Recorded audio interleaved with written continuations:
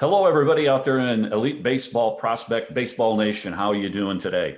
Steve Olson once again with you, and we're really excited about what we're going to be sharing with you in terms of a great product that we've been doing a lot of research on, and we've talked to a lot of people. And as you know, at Elite Baseball Prospect, it's all about education for us and providing you as a parent or as a student athlete the best products and services out there that can make you play at a higher level and achieve your goal and dream. And today we have the co-founder of GameSense, Dr. Fadde, who is going to be joining us and talking to us about the most important part about pitch recognition. How does it work? How is it going to improve your skill set? What's it going to do in terms of point of difference and helping you play at a higher level? So we're really excited about Dr. Fadde joining us. Let me just open up with today, and we've talked about this on our other webinars and podcasts. The game of baseball has turned into a metric-driven analysis. I mean, certainly we've heard about it at the major league level, but now it's definitely down in the college level, and it's even getting to the high school and travel baseball. I was talking to a travel baseball organization last week where they're actually now beginning to use all of the TrackMan, Rapsodo, Hit Tracks, Radar. That's part of their evaluation process. So as I introduced Dr. Fadde from GameSense today, this is the real important part that can connect you on the visual end of it and in terms of pitch recognition and tying it to your brain. But so we're really excited. So, sir, let me just welcome you to all of our parents and players. And we're really happy that you're joining us here today. Yeah, thanks, Steve. Great to be here. Yeah. So let's start out. Can you give me just a little bit of background about when you began to develop this and where it's come from day one and where it's at today? I know you're working with a lot of Major League Baseball teams and college baseball teams, but can you kind of just give us a little bit of a historical breakdown? Yeah, I've been researching it about 20 years. It started out as my dissertation research. I was working as a football video coordinator. And I just always knew we did all this game analysis in football. You just do game analysis, and as you say, now that's become the modern baseball too. And I really wanted to do something that put the game analysis, not just for the coach's strategy, but for player learning, really putting, video and data together. And as I poked around at that, I found what was really interesting was this research largely in Australia. So it's cricket and return of serve in tennis and goalie play and these other like faster than humanly possible reactions, and yet the experts seem to have all the time in the world. And they would break this down and they would say, hey, these people don't have unnatural reaction time. They don't have superhuman reaction time. Good. It's not superhuman. They don't have a hardware advantage. They have a software advantage. And that software advantage really comes down to one thing, which is anticipation. So whether you're returning a serve, blocking that penalty kick, or hitting a bowled cricket ball, a pitched baseball or softball, whatever it is, the experts' eyes are picking up advanced cues. Before that ball even comes out, they're already processing stuff. They can't tell you what it is because this is all going a lot faster than like human verbal communication, but they're picking that up. And the way that they studied this was they made up this video occlusion technique. So this was made by the scientists in their lab so that they could study this special skill that we recognize as part of that. And that they would use this method where they would pretty much show you the point of view, right? It was filmed then, but video of a pitcher in this case. Here comes the pitch and it's cut off. It's cut off to black at some point. You got to say what type of pitch that is and maybe predict ball or strike. And, you start off and it's pretty easy. And then it gets harder and harder and harder the closer you get to the moment of release. And they've actually got some of these studies where they cut it off before the ball's even out. Like with tennis, before the ball's even struck. And the experts can tell you what the serve is and where it's going. They can't tell you how, but we don't really care. There's some pretty good magic going on in there, because when you break it down, nobody should ever be able to hit. Our visual software, our physical part of it. I mean, nobody should ever hit over 100. The natural state of a hitter is a slump. We've got all these kind of perceptual and physical things that you do for your leverage on that, and all these kind of workarounds to make our system do this incredible thing that it's not really designed to do. And so a big piece of that is the pitch recognition piece. So my only insight there was to say, okay, if that's how these scientists are observing it and studying it, if they're using this method, this video occlusion always means to cut it off. If video is cut off, you got to guess what it, if that's how they're, measuring that, we can use that to train it. Like they say in the Army, if you can test it, you can train it. And so, that's what we built the company on. I managed to get a couple of other people interested in that proposition. And a lot of people say, hold it, we've got like virtual reality. We've got all these kind of augmented reality, these fancy things. This sounds awfully simple. And it is. The basic concept is a Twitter simple idea. You're looking at a pitch, the pitch is cut off. You have to anticipate what the pitch is. That's how we test the skill. And then that's how we train the skill. And this research in these labs has been going on for 40 years. That's what's really hard to believe, Steve. 40 years. And the scientists, the people doing that have known for that whole amount of time that this was a great training technique, and nobody just was able to turn it into something that, coaches could use day in, day out. Coaches and players could use day in, day out, even year after year, make it a routine part of what they're doing. And that's what we're trying to do. Sometimes people want to talk about disruptive technology. We're not trying to be disruptive. We want to be that thing that ball player is doing when they've got a couple of minutes on in the car or wherever it is, a couple minutes a day, and it just becomes a part of your routine. You don't even think about it, and you're building up that skill piece by piece by piece. Gotcha. Well, I know earlier we talked about a program that you have available and that you execute as well, but I can share with you, the parents, I mean, we know that our kids today are so used to video games. And I mean, so they have the time to do this and the comfortability to do that. But this is, again, an opportunity to provide them a proven product. Correct me if I'm wrong, but there's a lot of Major League Baseball players using this, a lot of college programs. So this is not something that's on trial. This is proven. And, Dr. Fadde saying, how many years have went into this. I think it's pretty exciting. I just think that when we're watching the World Series or the playoffs, we're being able to see the strike zone, and we're being able to see, the different release points where the curveball, fastball, and these pitchers are so good today that their arm slot is there, and you really got to be able to pick it up right away. I look at it like this, parents, if you have this available for your son, it could give him an advantage whether he's going to hit 300 or 350 to 375. Is he going to barrel the ball up more? And I just think it's one of those things, and it's technology, and it's over time, and it's measurable. So you're going to be able to, as Dr. Fadde mentioned, there's that standard test from day one, and then you stay with it month 2 and month 3 and month 4, and you can start to see the progression about where your son is going. And I've not seen anything even close to this. My son loves it. He's doing it, I wouldn't say every day, but he's probably doing it 4, 5, 6 times a week, 10 to 15 times. How much time do we spend in the car going back and forth to the ball field? What if we just carved out time and give them that? So, hey, a question that I have, when I was doing some research, talk to me a little bit about vision, versus perceptual. I mean, is this just all the eyes are picking it up, or is it really the brain's cycling it through? Yeah, that's really great to consider how that is, because we've got they both work together. It's not an either or, it's both. And so, obviously you've got visual skills in baseball. Geez, what's more of a visual skill than that? Both sides of the ball, right? Mm-hmm. And so there's your dynamic tracking acuity, there's your peripheral vision, and you want to maximize those visual skills any way that you can. But you also have the perceptual skills. That's not quite as clear. By perceptual, I mean vision for action.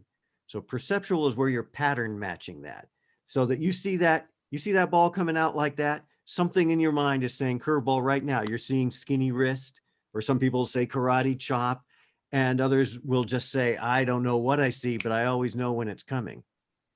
They get where they can pick up those cues, those kind of advanced cues, especially at a developmental level. You've got guys who are they're slowing down on their changeup, or maybe they're lifting their knee higher because they're trying to look like they're muscling that ball up there.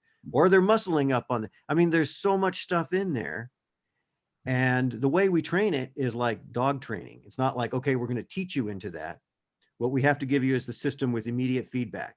And if you get it right, you get a nice little score and a little bell goes off and, you know, you feel like you won that one.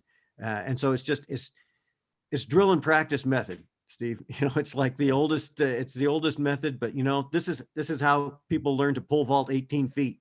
It's his name, Bubka or whatever. Didn't go out one day and go head over heels 18 feet in the air. I mean, it's little bit by little bit by little bit by little bit.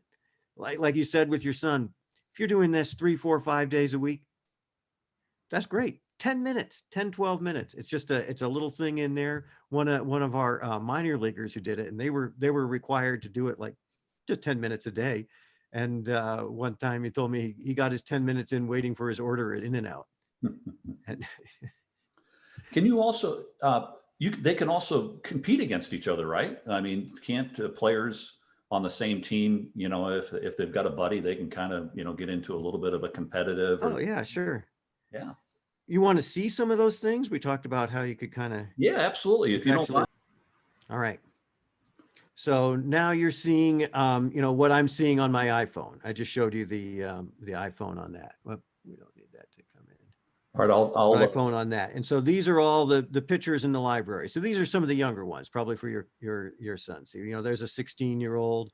This guy's kind of interesting. He's a you know, a youth pitcher, but he's a side armor. This Nick is a side armor. So we got some. So I'm just going to take this guy right here, this Tyler, and then we play Tyler. And whoop, I didn't want to be in that. We're going to see, and there's a little bit of a scouting report on Tyler, 15-year-old, pretty good pitcher. And so the thing that I really like about him is that he's got a pretty good curveball.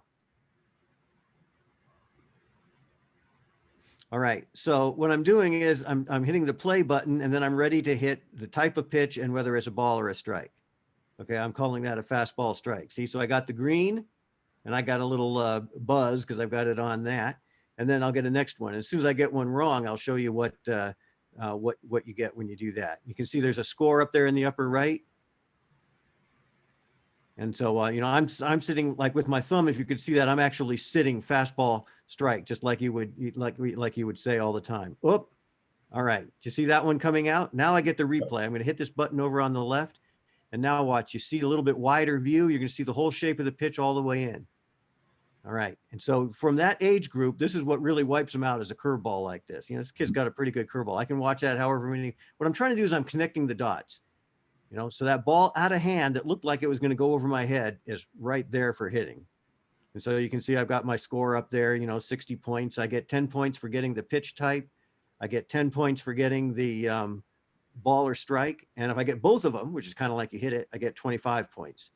So like you get 10 pitches, Mac. Oh, darn it.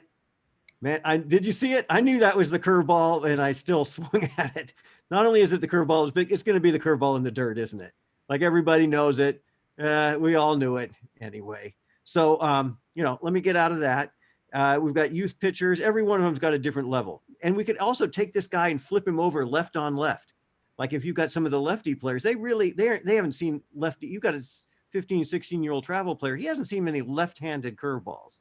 No. That's really going to give him some trouble. So he can go left on that and do really nicely with that. So go ahead.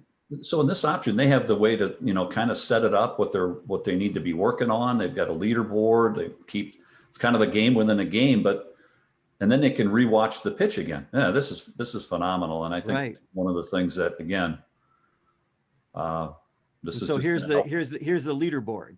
See, okay. This is University of Missouri team. So, you know, there's all their players competing with each other. Like I said, 250 is the maximum score. So they're going against this lefty with the good cutter. This is the college pro pitchers, but these are the ones that were in there. And so, you know, they can get in there and compete with each other, and the coach can kind of assign them a pitcher of the day type of thing. You all have to compete against Jason. Okay. And, you know, so, you know, this is more of an advanced level. I'll show you what this looks like when you really start. Now we're doing the same thing, but I'm at an advanced level. Before you were getting about a third of ball flight. Okay. Now you're getting less than that. This is what we're trying to build towards. This is the skill we're at. Whoa. All right. Most people say that was pretty tough. So you see, okay, I guess fastball, strike. This is going to be classic, isn't it? This is a classic swing and miss slider. Oh yeah. That's a hard thrown slider. It's not a big hook one. It's moving a couple of inches, but enough that I'm either beating it into the ground or swing and miss on that. So Dr. Fadde, am I correct that you can always just so if you get it wrong, you replay it and you can replay it and so that then you can see the entire pitch and kind of pick it up? Right. And so we kind of want you to get it wrong. See, Yeah. that's when the learning has happened. So the sound of, like we were talking a little bit about, versus VR, this kind of Twitter simple method. This is that video occlusion method I was talking about. So, the sound of learning on VR is, wow, that's just like being there. The sound of learning on our GameSense is, huh? Because you got it wrong. Okay, I got that one, that last one wrong. Huh? Oh, you see the replay, and then you do it. Huh? Oh, that's the dots connecting in your head. In your head. That's what we're trying to see. Is you see a ball coming out. This is why this is so important to as the higher you go with your hitting, a ball coming out, and what's it mean for you at the plate. We're not, I'm not actually that concerned with balls or strikes or walks or driving up your on base or anything. We're trying to connect those dots to where you're really focused in everything you can see in that ball coming out. And what's that mean right here for where and when that ball is coming to my hitting zone? Can see how that can give you just over time. I mean, and it will take time. There's no doubt about it. But the word that just popped into my mind is confidence. Is confidence. If I'm a player and I'm going up there and I've been with GameSense and pitch recognition and my scores, because we all know baseball is a game of failure. And it's like anything else. If you're just going into that box and you're going to own the box and you're going to say, okay, instead of guessing there's a lot of talk that goes on. I hear it with travel baseball games that I go to all the time. Observe the game. So how many first pitch fastballs is he throwing to the first 5 hitters? How many, if he gets ahead in the count, is he throwing curveball or what's his pitch? And I would look at this as a supplement to that even more about what pitches can he throw for strikes, number one, but number two, you're going to be able to pick it up right away. Right. And you probably didn't even notice it when we were just doing that quick little go through, but right up there in the corner, it will give you the pitch count each time. And these are all pitches, thrown in game. And so after a while, like we'll have players have been using that for a month or so, and they go, "Oh, when'd you start putting the pitch count in there?" Well, they hadn't, they were just concentrated on trying to read it, and then they go, "Holy cow!" I start to think, okay, that it's 0-2. I might see that wicked slider, and they start realizing that these things are connected. And you know what it's like talking with especially young players. I'm just going to swing hard, it's like you start connecting that. Oh, hold it. That changes. I'm going to see something different on 0-0. If it's 2-0, now it's not a rule. You're not always going to see it. But if I'm 2-0, I'm probably not seeing that slider. If I'm 0-2, there's a good chance I am. Yeah. And so some of the feedback we've gotten from coaches, like a minor league hitting coordinator, where they use that all the way through their high A system, he said that was his favorite thing about it was the dugout talk that he would hear. He said, "I've got these rookie league guys. They're talking like they're AAA. They're talking to each other about what's this guy got? What's this guy throwing? His sliders got more depth than that, than." Well, I think one of the other things that when you showed us, and folks, obviously you're going to want to go to GameSense's website, and there's a complete overview and things like that. We're going to give you a lot of information. But what this also does is above that competitive advantage is that you can do it by age level. And so if you've got a younger travel baseball player, you don't want him going against, a varsity baseball player, because he's not going to get it. It's going to be failure. And that's really nice. You can do left-handed versus right-handed, in all those matchups. So really, really good stuff. Well, that's phenomenal. Thanks for showing us that, Dr. Fadde. I think that visually, for us to be able to see it, rather than me trying to explain it, you did a wonderful job of giving us an overview. And folks, once again, a lot of great information. GameSense is a tremendous organization. We do a lot of research on the products and services that we want to bring you. And everybody inside the organization, they're passionate, they're knowledgeable, and they want to give to the great game of baseball. So we're really excited to be partnering with them for long term. And here's a short story. Just encourage you, go take a test drive. because you can actually have your son go to GameSense's website and he can take his standard test right up front, no cost. It's kind of like get a feel for it. And I think that your son is going to really, really embrace it and give him a competitive advantage. So, Dr. Fadde, thank you very much for your time. I'm sure that we'll be talking very soon again. And I know that we'll get into more details about a specific program that you'll have available for some of our members that join through Elite Baseball. And that's really, really excited. So until next time, everybody, take care, stay healthy, be well, and we'll be back to you soon with another great opportunity from GameSense. Thank you. Appreciate it.